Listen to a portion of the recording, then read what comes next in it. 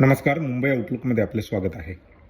राज्यभरासह कोल्हापुरातही प्रचाराचा धुरळा उडाला आहे.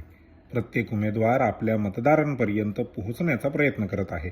त्यातच कोल्हापुरातील प्रभाग क्रमांक 12 मधील काँग्रेसच्या एक महिला उमेदवार फार चर्चेत आहेत. खरं तर गीतांजली हवालदार या 9 महिन्यांच्या गर्भवती असूनही महानगरपालिकेची निवडणूक लढवत आहेत. इतर उमेदवारांप्रमाणेच त्या पूर्ण प्रभाग पायी चालत घरोघरी प्रचार करत आहेत. आई होणं जसं महत्त्वाचं आहे तसंच कोल्हापूरचा विकासही महत्त्वाचा आहे, म्हणून मी ही निवडणूक लढवत आहे, असे गीतांजली हवालदार यांनी बोलताना आपल्या भावना व्यक्त केल्या. मी महेश लालासो हवालदार. माझे मिसेस 18 या प्रभागातून उभारलेले आहे उमेदवारीसाठी. गीतांजली महेश हवालदार. माझी आता महिलेची 8व्या महिन्याची डिलिव्हरीचं जे असून सुद्धा देखील बंटी साहेबांनी आम्हाला उमेदवारी ही डिक्लेअर केलेली आहे. डिक्लेअर करण्यापाठी बंटी साहेबांचा फार मोठा मोलाचा हात आहे.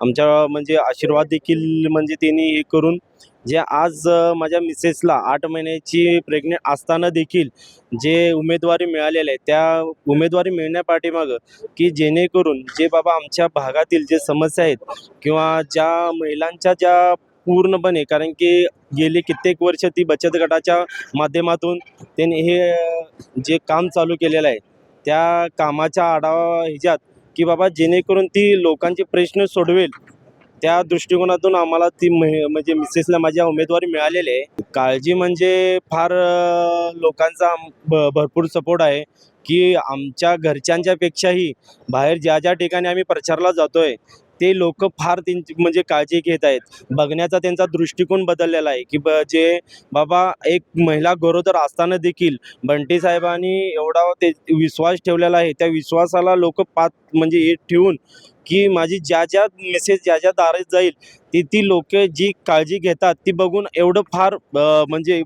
आनंद होतोय की लोकांना देखील त्याचा अभिमान आहे की बाबा 8 महिन्याची प्रेग्नेंट असताना देखील आपल्या भागात एक उमेदवार उभारलेला आहे आणि त्या उमेदवाराची ऊर्जा बघून किंवा तिचे जे पळण्याची क्षमता बघून लोकही तिला फार सपोर्ट करत आहेत, फार तिची काळजी घेत आहेत. नमस्कार, माझं नाव गीतांजली महेश हवालदार. मी प्रभाग क्रमांक 18 ची उमेदवार आहे. आज मी प्रचार करत आहे तो म्हणजे आपल्या भागाचा विकास होण्यासाठी. आज 9 महिन्यांची प्रेग्नेंट आहे. प्रत्येकाच्या मनात वेगवेगळे प्रश्न येतात. काही लोक मला बोलून दाखवतात, काही लोक काळजी करून पण दाखवतात. फक्त मला एवढंच म्हणायचं आहे की प्रत्येक महिलेला एक आव्हान आहे.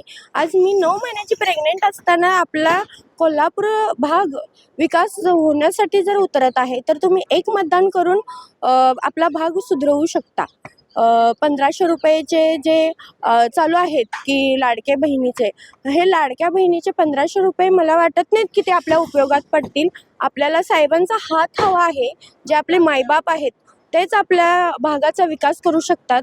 आणि मी माझे 4 म्हणजे माझ्या प्रभागात अजून 3 उमेदवार आहेत. त्यांचंही सहकार्य मला खूप लाभतं.